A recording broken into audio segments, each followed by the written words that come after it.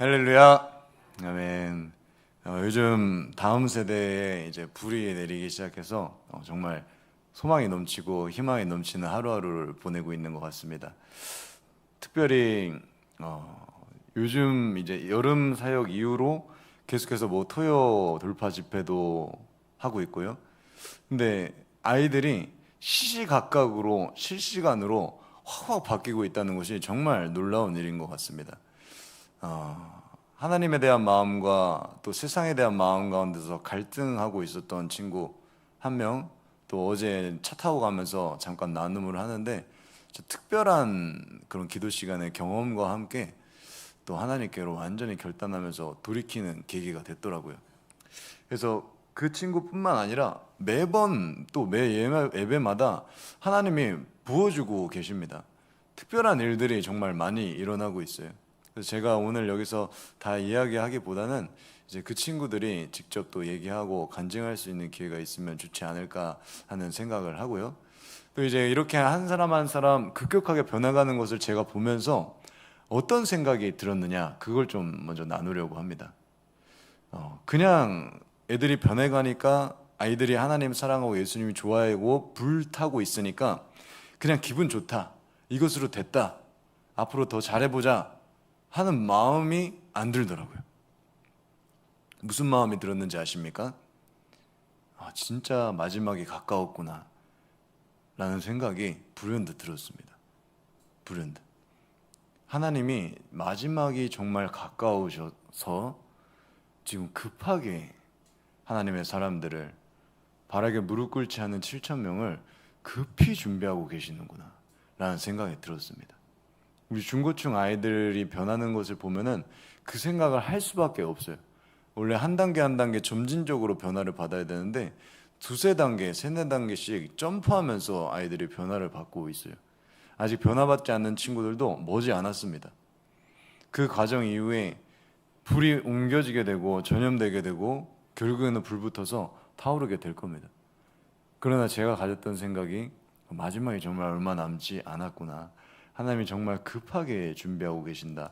마지막 예수님이 서 계신 그 자리가, 그 시기가, 문을 열고 들어오시는 그 시점이 정말 코앞까지 왔구나. 마지막이 정말 가깝다고 얘기하고 우리가 마지막 때 했는데 정말 실질적이구나를 우리 중고층 아이들 보면서 제가 느끼게 되었습니다. 우리 오늘 말씀에서는 4대 교회가 나와요. 4대 교회.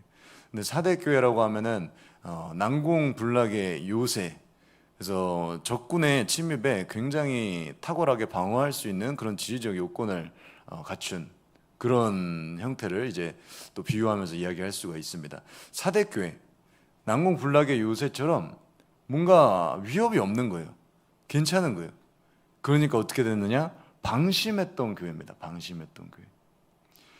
뭔가 잘 되는 것 같고 평화로운 것 같고 뭔가 일이 일어나는 것 같고 거룩한 자들이 일어나는 것 같고 그 느낌의 바라봄의 현상에 취해서 내 자신을 점검하지 못한 겁니다. 내 자신은 어떤 자인지 보지 못한 거예요. 우리 4절의 말씀 한번 보시겠습니다. 함께 읽겠습니다. 그러나 사대의 그 옷을 더럽히지 아니한 자 몇 명이 내게 있어 흰 옷을 입고 나와 함께 다니리니 그들은 합당한 자인 용구라. 아멘. 오늘 핵심만 또 간략하게 전하고 마치려고 하니까 집중해서 한번 잘 들어주시면 좋겠습니다. 이 사대 교회 가운데 방심이 있었다고 했지만 그 옷을 더럽히지 않은 순결한 사람, 우리 다음 세대와 같이 불타고 있는 그런 친구들이 있었다는 거예요. 그런 사람들이 있었다는 겁니다. 순결함으로 정결함으로 죄를 끊어내고 나아가는 사람들이 있었어요. 그들에 대해서는 예수님이 얘기하십니다. 그들은 나와 함께 다닐 것이고 그들은 합당한 자인 용구라 라고 얘기를 하세요. 그런데 사대교회에 대하여서는, 전체에 대해서 뭐라고 얘기하시냐? 너가 살았다는 이름은 가졌으나 죽은 자로다. 이름은 살았다고 하지, 겉은 살았다고 하지, 너가 신앙의 선배라고 하지, 너 신앙인이라고 그리스도인이라고 교회에서 직분이 있다고 역할이 있다고 하지, 교사라고 하지, 살았다고 하는 이름은 가졌으나 죽은 자로다. 이 말씀을 저에게 불현듯 생각나게 하셨습니다. 저에게도 마찬가지로 사실 적용되는 거죠. 우리가 다음 세대를 대하면서 다음 세대에 대해서 집중하고 또 다음 세대에 대해서 굉장히 힘을 써야 되는 것이 맞습니다. 맞습니다. 그런데 다음 세대에 취해버리면 나를 놓쳐버리는 거예요. 다음 세대가 불받지 않았으면 차라리 모르겠는데 다음 세대가 불받으니까 그 불받은 것 때문에 나도 불받은 것처럼 착각하게 된다는 거예요. 착각하게 된다는 거예요. 2절의 말씀에서 하나님 앞에 너 행위에 온전한 것을 찾지 못하였다라고까지 얘기를 하십니다. 너가 이름은 살아있으나 죽은 자고 너 행위에 온전함도 없다. 히브리서의 말씀에서는 한번 다 같이 읽어보도록 하겠습니다. 때가 오래되었으므로 너희가 마땅히 선생이 되었을 터인데 너희가 다시 하나님의 말씀의 초보에 대하여 누구에게서 가르침을 받아야 할 처지이니 단단한 음식은 못 먹고 젖이나 먹어야 할 자가 되었도다. 아멘. 우리 다음 세대는 진짜 불받아서 엄청 비약적으로 지금 성장하고 있습니다. 이게 초기에 이런데 앞으로는 그 기대가 그 앞으로 수준이 도달할 위치가 말도 안 되는 거예요. 제한 없이 지금 자라나고 있는 시기를 밟고 있습니다. 그들은 그런데 그들을 가리키는 우리 교사들, 그들을 가리키는 다음 세대를 책이는 우리 어른들은 마땅히 선생이 되었어야 할 터인데 이미 불을 받고 거대한 불을 가져서 그 거대한 불을 다음 세대에게 가르치고 전해야 될 위치에 처해 있어야 되는데 오히려 너희가 그 말씀의 초보에 대해서 가르침을 받아야 할 처지이니 단단한 음식을 못 먹고 젖이나 먹어야 할 자가 되었도다. 우리 돌아보기 위하여서 저 포함 지금 같이 한번 돌아보자고 제가 얘기를 하는 겁니다. 뭔가 이렇게 지적하는 것이 아니라요, 저에게도 동일하게 든 마음이기 때문이에요. 왜냐면 우리 아이들 다음 세대 생각하다 보면 내 신앙을 까먹어 버려요. 내 자신을 못 돌아보게 되는 거예요. 나는 근데 잘하고 있나?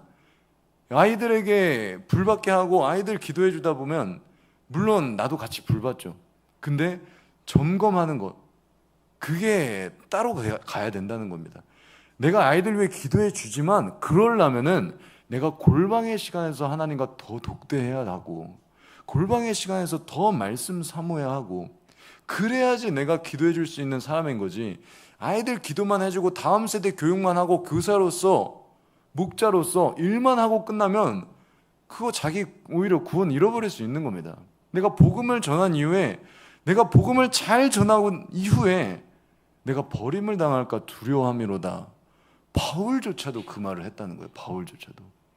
우리가 바울에 비해서 진짜 너무 작잖아요. 영적으로 너무 미약하잖아요. 근데 바울도 그런 고민을 하고 그런 경각심을 가졌는데 우리는 너무 태평성대. 지금 잘 되고 있어. 우리 청주교회 다음 세대 불타고 있어 하고 나 자신을 보지 않는다면 그거야말로 하나님이 오늘 사대께 해주시는 말씀이 적용되는 건 아닐까. 정확한 예수님의 지적이 아닐까. 너가 살았다는 이름은 가졌으나 너가 불탄다는 그 이름은 가졌으나 정작 너 자신이 죽은 자구나. 정작 너 자신이 메말라 버린 자구나 라는 겁니다. 우리 3절의 말씀 함께 읽어보도록 하겠습니다. 회개하라. 만일 일 깨지 아니하면 내가 도둑같이 이르리니 어느 때에 내게 이르는지 내가 알지 못하리라. 아멘. 제가 서두에 말씀드렸습니다. 마지막이 정말 가까웠음을 실제적으로 실감하게 된다. 체감하게 된다. 예수님이 정말 문 앞에 서 계시는구나. 곧 문 열고 들어오시겠구나. 여러분, 그러면서 든 생각이 있었어요. 우리가 다음 세대라고 얘기할 때요, 다음 세대, 나 자신은 쏙 빼놓는다는 것을 지각하게 되었습니다. 다음 세대는 마지막 시대 살아가야 되니까, 어려운 시대 살아가야 되니까, 핍박과 환난의 시대 살아가야 되니까 신앙 제대로 지켜야지, 살려야지. 그 말 속에 포함된 내재된 의미에서 나는 마지막 시대 살아가지 않을 거야. 내 시대는 아니야. 내 시대에는 예수님 안 와. 다음 세대, 다음, 넥스트. 우리 아이들 세대에 예수님 오실 수 있는 가능성 있는 거지 내 시대에는 안 올 거야 라는 마음이 숨어 있다는 것을 발견하게 되었어요. 그런데 생각해 보십시오. 이 초대교회 성도들이, 사도들이, 그 뛰어난 사도와 선지자들이 본인 시대에 예수님의 올 것을 대비하고 있었다는 거예요. 본인 시대에 예수님이 올 것을 준비하고 있었다는 거예요. 거룩한 신부로서 예수님이 진짜 올 걸로 진지하게 생각하고서 만반의 준비를 항상 하고 있었던 겁니다. 근데 내 시대에는 안 와라고 우리가 생각하는 게 또다시 말이나 되는 일일까요? 사실상 아니라는 겁니다. 저도 솔직하게 개인적으로 이제 예수님이 언제 온다라고 말은 못하죠. 그러나 징조를 보면서 시대를 분별하라고 하신 말씀, 예수님의 말씀 따라 봤을 때 정말 머지 않았다고 개인적으로 느낍니다. 정말 얼마 남지 않았다고. 권사님들과 장로님들이시더라도 그 시대에 올 수도 있다고 저는, 가능성이 그게 크다고 저는 사실 생각하고 있습니다. 먼 나라, 이웃 나라, 저 멀리 떨어진 한참 뒤의 일이 아니라요. 오늘 말씀의 제목이 그래서 너의 시대, 너의 신앙입니다. 너의 시대, 너의 신앙. 너의 시대, 너의 마지막 시대, 그때 너 믿음, 그때 너 신앙, 잔소리만 하는 거예요. 나의 시대가 아니라, 나의 신앙이 아니라, 나의 믿음이 아니라, 나 자신을 돌보지 않고, 나를 점검하지 않고, 되돌아보지 않고, 나는 잘 가고 있는지, 의의 길에서 떠난 건 아닌지, 하나님의 그 순종의 부르심에서 떠난 건 아닌지 보지 않고, 그리고 예수님 앞에 서는 겁니다. 주님, 내가 다음 세대 살렸습니다. 주님, 내가 다음 세대를 위해서 교사로서 헌신했습니다. 잘했죠? 칭찬해 주세요. 그때 얘기하시는 거예요. 불법을 행하는 자들아, 내게서 떠나라. 내가 너를 도무지 알지 못하니 내게서 떠나라. 이 말을 듣는 겁니다. 신앙은요, 지극히 개인적인 것입니다. 구원은요, 지극히 개인적인 것입니다. 우리 가족이 구원받았다고 해서 내가 구원받는 게 아니에요. 우리 아들, 딸들이 구원받는다 해서 내가 구원받는 게 아니고요. 아들, 딸들이 불받는다고 해서 내가 불받는 게 아니라는 겁니다. 여러분, 우리 마지막으로 마태복음 7장 5절의 말씀 읽고 기도하도록 하겠습니다. 외식하는 자여, 먼저 내 눈 속에서 들보를 빼어라. 그 후에야 밝히 보고 형제의 눈 속에서 티를 빼리라. 다시 한번 읽어봅시다. 외식하는 자여, 먼저 내 속에 들보를 빼어라. 그 후에야 밝히 보고 형제의 눈 속에서 티를 빼리라. 아멘. 내가 눈 속에서 들보를 빼야지, 내가 먼저 하나님 앞에 순종함이 있고, 먼저 거룩함이 있고, 먼저 예수님의 십자가에게 따름이 있어야, 성령 충만함이 있어야 아이들 가르칠 수 있다는 겁니다. 다음 세대에 가르칠 수 있다는 겁니다. 다음 세대에게 성령, 불 전해줄 수 있다는 것입니다. 내 신앙이 서지 않고서 내 아들만, 내 딸만, 우리 아이들만 잘 되면 그걸로 흐뭇해하고 있으면 안 된다는 거예요. 우리 중고청 MT에 갔는데요, 이제 오랜만에 온 이제 아이들 축에서는 나이가 많은 친구가 왔습니다. 근데 그 친구가 우리 아이들 불 받고 변한 것을 보면서 흐뭇해 하더라고요. 흐뭇해 하더라고요. 근데 거기서 끝이었습니다. 본인의 신앙, 본인의 믿음은 그 불 받은 것과 전혀 딴판이었어요. 그리고 본인이 그걸 얘기를 합니다. 근데 아이들이 변화본 거 보니까 잘 됐구나, 잘 됐다, 우리 아이들 잘 됐다 하고 흐뭇해 한 거예요. 거기서 끝이었다는 겁니다. 너의 신앙, 너의 시대, 나의 신앙, 나의 믿음 아니라는 거예요. 착각하고 있다는 거예요. 다음 세대가 불받고 변한다고 해서 나까지 변하고 불받고 구원받는 거 아니라는 것입니다. 우리 이 말씀 기억하면서 나의 신앙을 돌아봤으면 좋겠습니다. 나의 신앙을 점검했으면 좋겠습니다. 나 정말 예수님에게 순종하면서 살아가고 있는가? 예수님은 십자가의 길이라 얘기하셨고, 좁은 길, 좁은 문이라서 찾는 자가 적는 길이라 하셨는데, 나 세상과 짝하면서 예수님을 믿는 거 아닌가? 세상과 타협하면서 예수님을 믿는 거 아닌가? 이런 신앙으로 나 구원받을 거야 하면서 사대교회처럼 방심하고 그렇게 문드러져 가고 있는 것은, 내면은 썩어가고 있는 것은 아닌가 돌아봤으면 좋겠습니다. 우리 함께 눈을 감고 기도하실 텐데요. 하나님 아버지, 오늘 이 시간 주님의 말씀을, 주님의 지적을 내가 겸허히 겸손한 마음으로 받아보려 합니다. 죄에 대한 찔림을 받았을 때, 나에게 지적이 왔을 때 반감이 있는 것이 사실입니다. 그러나 예수님이 말씀하신 것으로 내가 들어보려 합니다. 그 마음 내게 허락하여 주시옵소서. 겸손한 마음, 애통해하는 마음, 심령의 가난한 마음 허락하여 주셔서 이제는 정말 예수님 따라 살 수 있도록, 내가 먼저 신앙의 바로 선 길을 살 수 있도록, 예수님 앞에 섰을 때 내가 너를 모른다, 불법을 행하는 자야 내가 떠나라, 이 말 나 두렵습니다. 듣고 싶지 않습니다. 예수님 앞에 섰을 때 칭찬받는 착하고 충성된 종이 되고 싶습니다. 내가 먼저 바로 서게 하여 주시옵소서. 내가 먼저 불받게 하시옵소서. 내가 먼저 하나님의 말씀 사모하고 예수님 사모하는 믿음 갖게 하여 주시옵소서. 우리 주여 부르짖고 함께 기도하겠습니다. 주여,